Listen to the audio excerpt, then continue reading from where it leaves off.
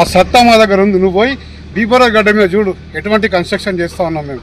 ఇలా కాంగ్రెస్ పార్టీ బృందం అంతా కూడా అభివృద్ధి కోసం తిరుగుతూ ఉన్నది. కాంగ్రెస్ పార్టీ నాయకులందరూ కూడా కేవలం అభివృద్ధే ధ్యేయంగా పనిచేస్తూ ఉన్నాం. మా రాష్ట్ర ఎమ్మెల్యే కూడా కార్యకర్తలకు నాయకులకు ఏం చెప్తుండ్రు, ఈ ప్రాంతాన్ని అభివృద్ధి చేయాలి, మన మీద పూర్తి విశ్వాసంతో నాకు 1,00,000 ఓట్లు వేశారు ప్రజలు కాబట్టి ఈ యొక్క ప్రాంతాన్ని అభివృద్ధి చేస్తున్నాం.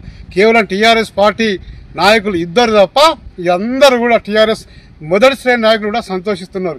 ఈవెన్ మాజీ ఎమ్మెల్యే కోరుకంటి చందర్ కూడా అనేక సందర్భాలలో అభివృద్ధికి మేము అడ్డం కాదు, అభివృద్ధికి మేము సహకారం చేస్తూ ఉన్నాడు.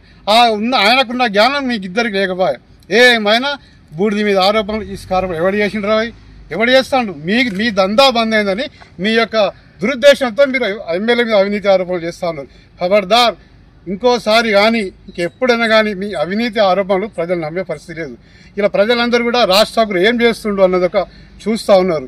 ఇక్కడ ఏం నడుస్తుంది, రామరాజ్యం నడుస్తూ ఉన్నది.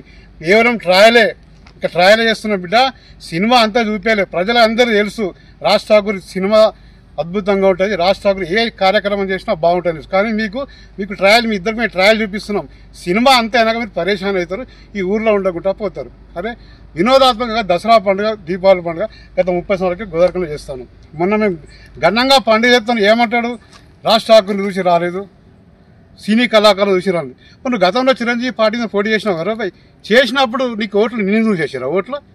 నిన్ను చూసి చేసిరా? చిరంజీవి ఓట్లు వేసారు. నీ స్థానంలో వేరే క్యాండిడేట్ ఉంటే అప్పుడే చిరంజీవి పార్టీ ఇక్కడ గెలిచేది. నీకు జ్ఞానం లేదు, అజ్ఞానం అని నీకు ఓట్లే లేదు. నేను చెప్తా ఉన్నా, రాజకీయాలు అతీతంగా ఇక్కడ అభివృద్ధి చేస్తూ ఉన్నాం. అన్ని రాజకీయ పార్టీ నాయకులు మాకు సహకరిస్తున్నారు, అందరూ ట్రేడ్ యూనియన్ నాయకులు మాకు సహకరిస్తూ ఉన్నారు. తప్పకుండా ప్రజలు ఆశిస్తూ రాష్ట్ర మక్కానికి సిక్కుంది. కాంగ్రెస్ పార్టీ మీద పూర్తి నమ్మకం ప్రజలకు ఉన్నది. మీ ఇద్దరికి తప్ప ఇవి ఈ దేశంలో కాదు, ఎక్కడ కాదు. మీరు ఎక్కడ పోయినా మీ మాటకు విలువ లేదు. మీరంటే నిన్ను కనీసం స్నేహపూర్వకంగా మీరు ఇంటికి పిలిచి ఛాయ్ తాగిచ్చే రోజుల్లో కాదు. ఎందుకంటే మీకు ఏమైనా చౌరస్తాలు రావాలి, సోషల్ మీడియాలో మాట్లాడాలి, పోవాలి. ఇవన్నీ మీ దుకాణాలు బంద్ అయితే మీ రాజకీయ సన్యాసం పుచ్చుకునే రోజులు వచ్చినాయి. కాబట్టి దయచేసి ప్రజలందరూ మీరు గమనిస్తున్నట్టు తెలుస్తుంది.